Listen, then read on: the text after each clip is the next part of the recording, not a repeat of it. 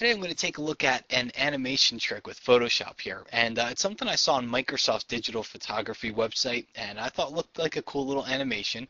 And since CS2 actually has the animation palette in it, it makes it a lot easier to do now because now you don't even have to go over to Image Ready to do it. You can do it all right here in Photoshop CS2.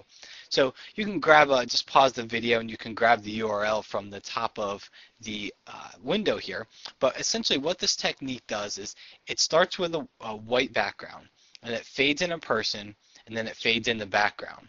But if you watch close, and I encourage you to just go to the website and watch what happens here, when the person fades in, they're blurry and the background is sharp, and then quickly the person becomes sharp and the background becomes blurry. So we'll show you how to do all that right here with the animation palette inside Photoshop.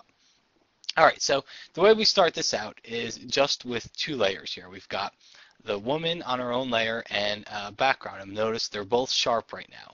So the first thing that we want to do here is make blurry versions of both of these. So what I'm going to do is duplicate the layer. That's Control or Command and J, and then go up to the filter menu, go down to blur, and go to Gaussian blur. Now I want to blur the girl enough to know that she's definitely blurred, but I don't want to make it so outrageous that you can't see any part of her. So somewhere around a 3.5 pixel blur works good for this image, but it really depends on the size of your own images. Alright, so I'm going to click OK, and then I'm going to do the same thing. Duplicate that background layer, and then instead of going down to the filter menu, going under blur, you can use the shortcut, and that's Control Alt and F. And that opens up the same dialog you just had, and maybe we'll tone this one down a little. It's a little too blurry, so we'll take it down to 2 and click OK. So now we've got 4 layers, a blurry and a sharp version of each one. Now the next thing we need to do is, remember there was white in there, it started with white.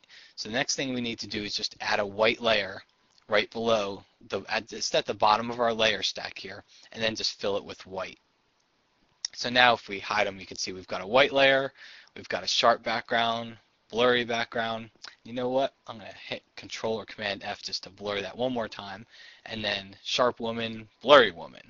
Alright, so now we're well on our way. The next thing that we want to do here is open up the animation palette. So we'll choose Window, go to Animation, and it's going to kind of get to be a long animation here, so we're going to have to use the slider so I can show you all the frames inside the video here. But the very first thing we want to do is, let's put this up at the top. The very first thing that we want to do here is we have a frame at the bottom. So we want to set this very first frame up to be the first frame of the animation. So we'll make it white. So that means we'll hide all the other layers here. And notice that first frame just shows white. Now we'll duplicate that very first frame here, and then let's go in and turn on the blurry woman. Okay? So we're not going to create all the in-between frames yet. I'm going to show you a little trick for doing it later. But we've got the blurry version of the woman, so we're going to duplicate that frame again. And now what we want to do is bring in the background, the sharp version though. So I'm going to go ahead and turn that on in the layers palette. So now we've got that sharp background. And now let's go ahead and duplicate that frame. And now let's turn on the sharp woman, and let's also turn on the blurry background. So now if you watch what's going to happen, it's going to go from blurry to sharp. So the blurry woman, and now we have got the sharp background here. Alright, so the next thing that we want to do after that is create all the in-between frames, because it starts with white, goes to the blurry version of the woman, then it goes to the sharp background, and then we switch from sharp background to sharp woman. So now we need to create all the frames in between, and that's a lot easier than you think it is. What we'll do is click on one frame of the animation and then shift click on the second one, and I'm going to click this little button right here. It's called a tween, and this creates all the frames in between for you. So I'm just going to stick with the default here, which is 5, and click OK, and watch what happens. See these frames? So it goes and it starts bringing in the woman. So I'm going to start off here with white. We'll bring in the woman, and what I'm going to do here, I want to hang here for a second. So this little drop down at the bottom, let's change that to 1 second. So it's going to stop here for 1 second. Then I'm going to click on this one and shift click on the next one. Click on the tween button, and we'll add another 5 frames. Okay, and now it's starting to bring in the background.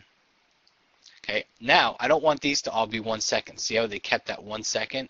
So let's click on one and we'll shift click on another one here and we'll change those to no delay.